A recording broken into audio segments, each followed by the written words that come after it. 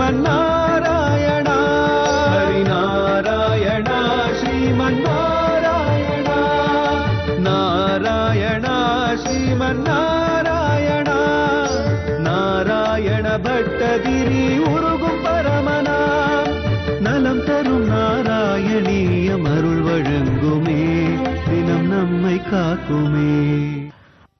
அபியுத்தரணதரம் தசனக்ரலக்ன முஸ்தாங்குரங்கித இவாதிக பீவராத்மா உத்தூதகோரசலிலாஜ்ஜலதே ருதஞ்சன் கிரீடாவராக வபுரீஸ்வர பாகிரோகாத்.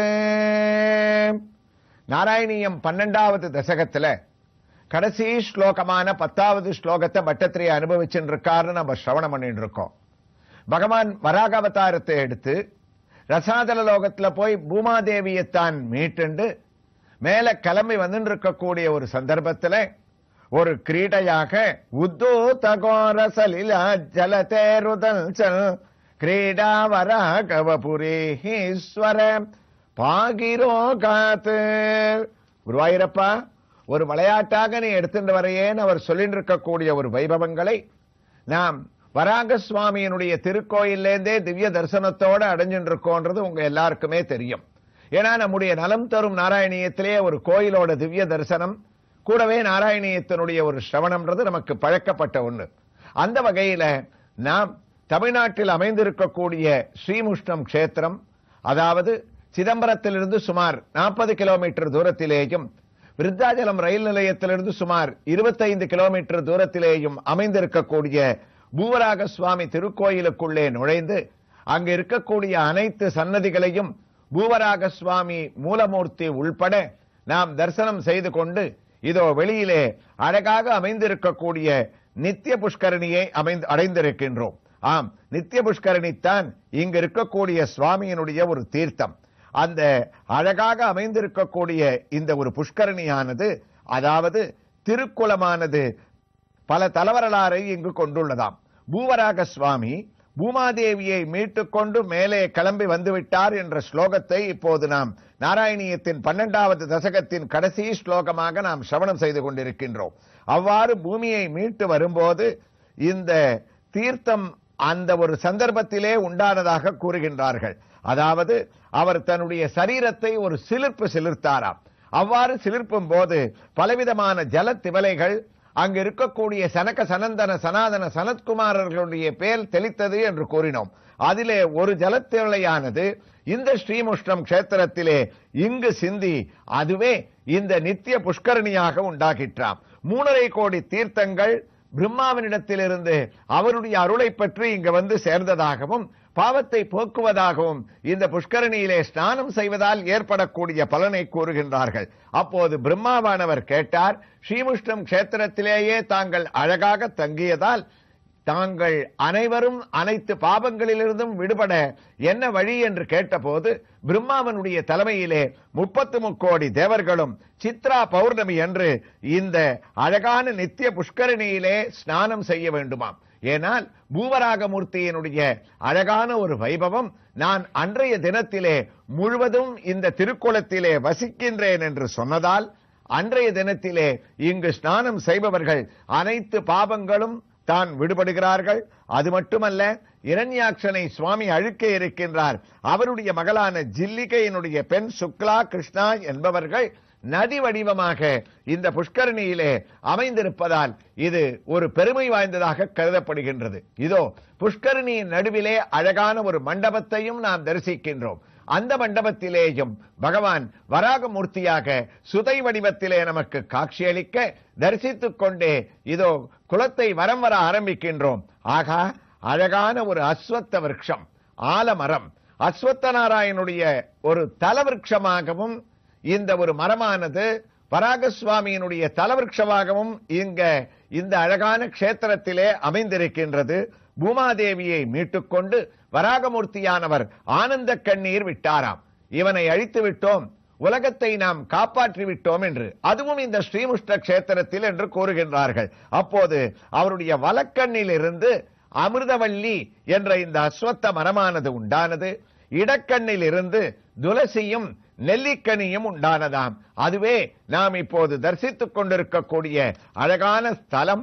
அஸ்வத்த ரூபம் வராகம் ஸ்ரீமுஷ்ணேசம் நமாம்யகம் என்று எழுதப்பட்டுள்ள வார்த்தைகளை இங்கு நாம் பார்த்து கொண்டே அஸ்வத்த மரத்தினுடைய திவ்ய தரிசனத்தோடு இதோ குருவாயூருக்கு நாம் திரும்பிவிட்டோம். நாராயண பட்டத்திரியும் அவர் அழகான தன்னுடைய 12வது தசகத்திலே 10வது ஸ்லோகத்தினுடைய முடிவுக்கு வந்துவிட்டார். குருவாயூரப்பா, தாங்கள் பூமாதேவியை அலட்சியமாக எடுத்துக்கொண்டு திருவாகாரம் குலுங்க நிலமடைந்த தன்னை கிடந்து புல் கோட்டினை வைத்தருளிய என் கோமான் என்று ஆழ்வார் மங்களாசாசனம் செய்ய பூமியை அசைய அசைய தன்னுடைய கோரை பற்களிலே தான் எடுத்துக்கொண்டு வந்து விட்டாராம். அப்போது எம்பெருமானுக்கு தண்டையை அணைய வேண்டாமா? மேருமலைக்கு ஒரு கவலையானது ஏற்பட்டதாம்.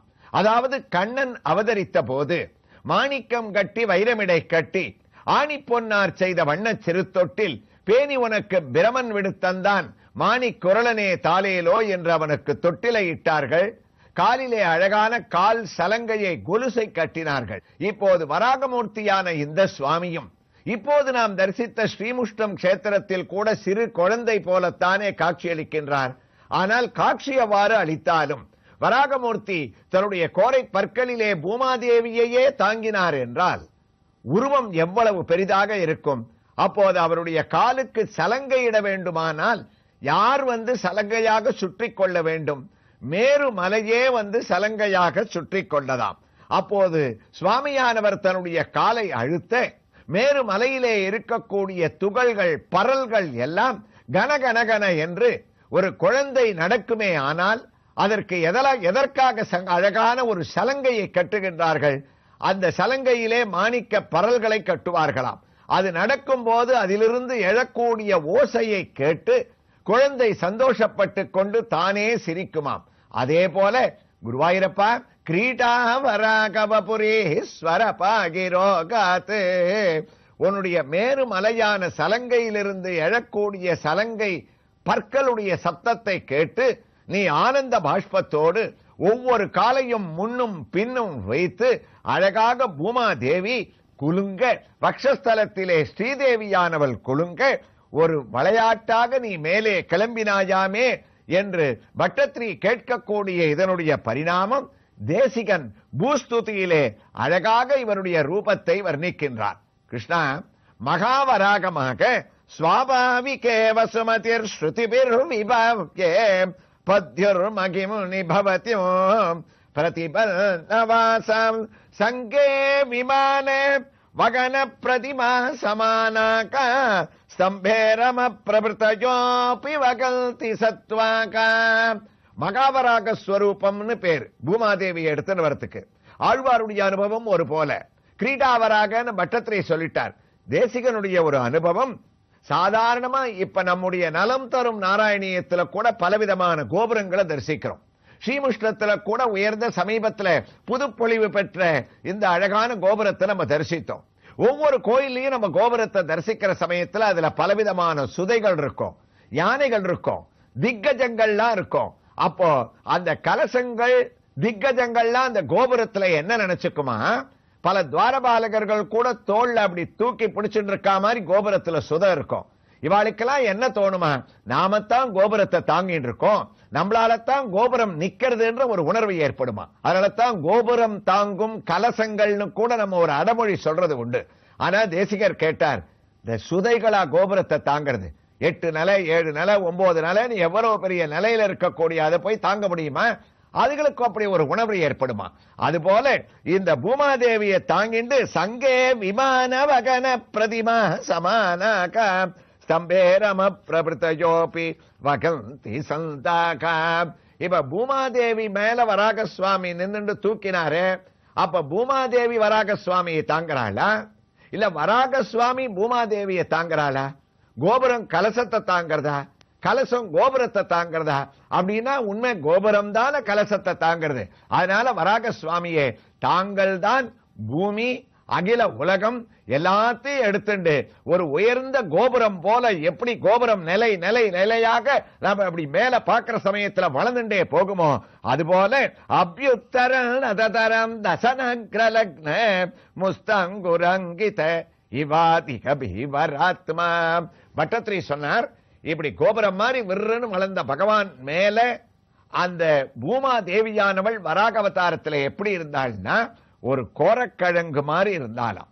தேசிகனுக்கும் நாராயண பட்டத்திரிக்கும் ஒத்துமைன்றது அடிக்கடி நம்ம நாராயணியத்துல சொல்லிட்டு இருக்கோம். ஏன்னா கால விசேஷத்தால சுவாமி தேசிகனுக்கு அப்புறம் பிறந்தவர் மேல்பத்தூர்ல கேரளால நாராயண பட்டத்திரி.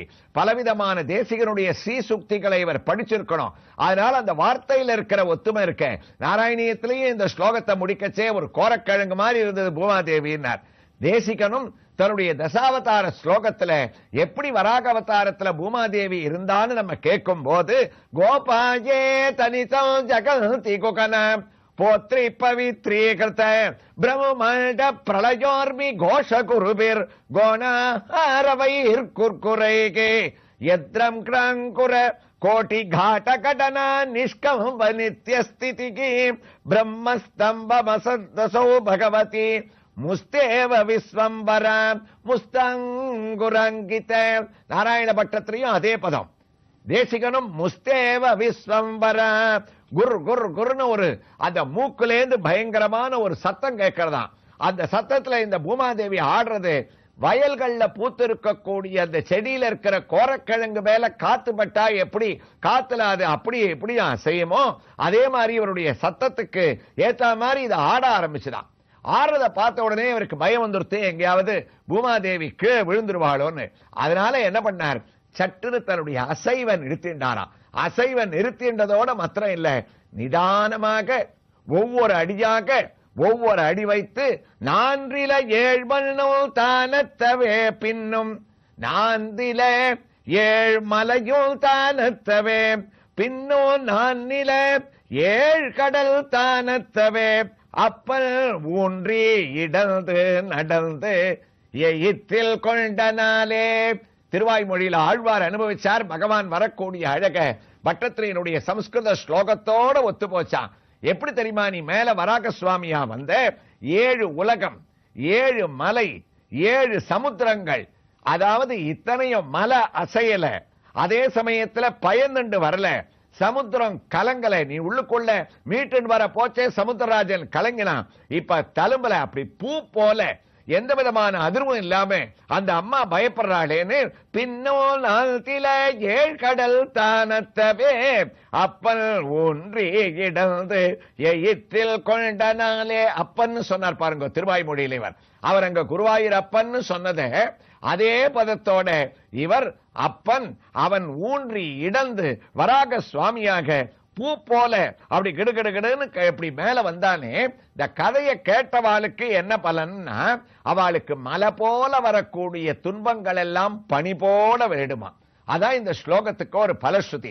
அவன் அப்படி மேல எழுந்த அந்த ஒரு சரித்திரம் எப்படி அலும்பாம தலும்பாம எழுந்தானோ அதே மாதிரி வாழ்க்கையில இதை கேட்பவர்களுக்கு பூமி சம்பந்தப்பட்டதுனால கஷ்டம் வந்தா கூட அவளை விட்டு விலகிடும், பூமியில எந்த விதமான ஒரு தொந்தரவும் இருக்காதுன்னு பட்டத்திரி இந்த ஸ்லோகத்தை முடிப்பதற்காக தொடர்கிறார். அந்த ஒரு வைபவங்களை எல்லாம் இந்த புஷ்கரணி, அதாவது ஸ்ரீமுஷ்ணம் கஷேத்திரத்திலே இருக்கக்கூடிய புஷ்கரணி அஸ்வத்தமரம் பெருமைகளோடு நாம் அடுத்த பகுதியிலே தொடர்ந்து கேட்கலாம்.